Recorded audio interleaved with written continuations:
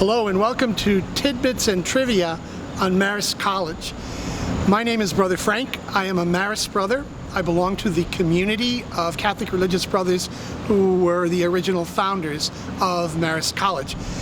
Today we're starting our Tidbits and Trivia here in front of Champagne Hall. We are here at what we call the main gate. Marist College has three gates: the North Gate, the South Gate, and the main gate. This is primarily a non-functioning gate. It's an honorary gate. And I just wanted to point out to you as we begin our Tidbits and Trivia, on the gate, on both sides of the gate, you see the Marist M. This is the M of the Marist brothers, used throughout the world, and it was adopted by Marist College as one of its symbols as well. So welcome to our presentation. Here we go. So here we are at the south gate of the college. The south entrance is flanked by images of the red fox on both sides, the Marist M under the fox. So on top of the arch on both sides are pictures of famous Americans. That's Franklin and Eleanor Roosevelt. I'm going to give you just a quick aerial view of some of the pieces of the college. We start here on the left with the Hudson River looking north, beautiful view from the upper floors of Champagne. And as we look out here, we see the Midrise below us here. And as we move to the right, we see what we call the rotunda, the dome there in the middle of the building. That connects the Midrise with the Student Center. And then as we move out, we have here on the right the library. Further right to that is Greystone, the office of the Vice President and the President. You will see that's a number of the classroom buildings. Hancock and Dyson, you can see from here. If you look high above, you'll see what we call Gartland Commons, student housing far on the north end of campus. We are now going to head into Champagne. We enter through what we call the breezeway. The breezeway is the connector between Champagne Residence Hall and the Student Center. Marist Champagne was the founder of the Marist Brothers. Champagne began our religious community in 1817, and he founded a community of men who would dedicate their lives to teaching young people. So now we are here in front of Leo Hall, another first-year student residence hall. Hopefully you've seen some of these on your tour. Leo is named after Brother Leo Brulette. Brother Leo is a Marist brother who was president of Marist College in the late 20s, when Marist College was what we call today a junior college, when it was a training center for American men to be trained to become Marist brothers and teachers. He also was president back when Marist was called Marian College.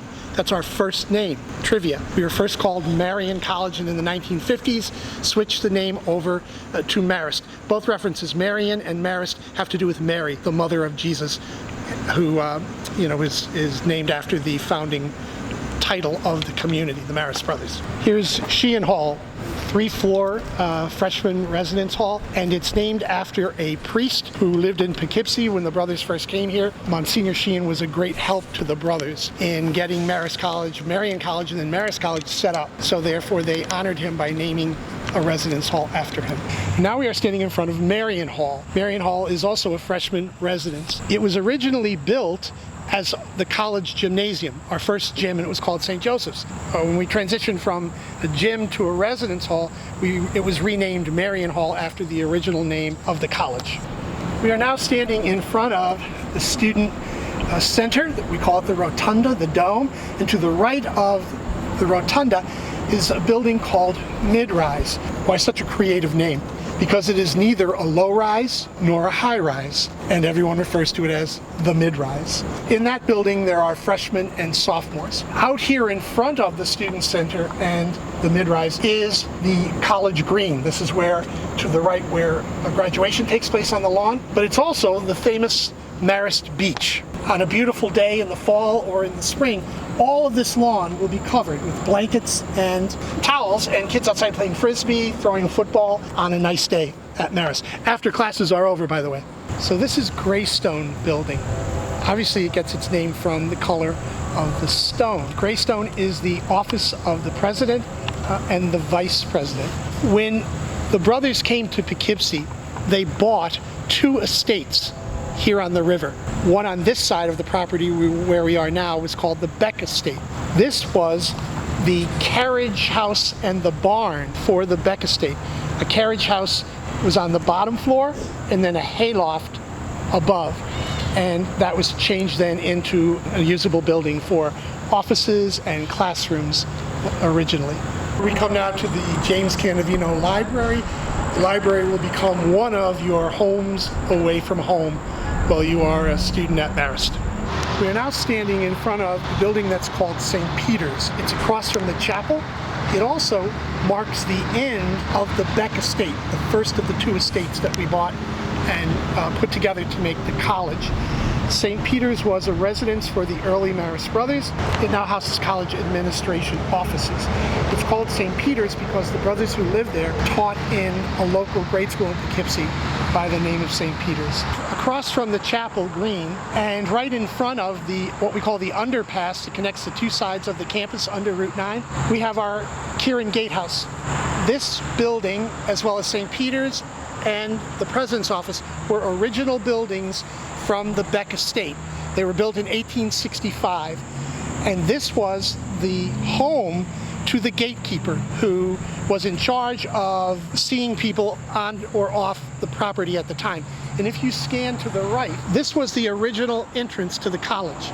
So where you see those bushes and that fence in front of the gatehouse, picture where that parking lot is here, that was the main entrance to the college somewhere until maybe the late 70s or early 80s when the entrance was moved up by Lowell Thomas. Right next to the library is the college chapel. It's called Our Lady's Seat of Wisdom Chapel. When you walk by someday, notice that both the library and the chapel were built on the highest point of land at Marist College. One building dedicated to the development of the mind, one building dedicated to the development of the soul or the spirit.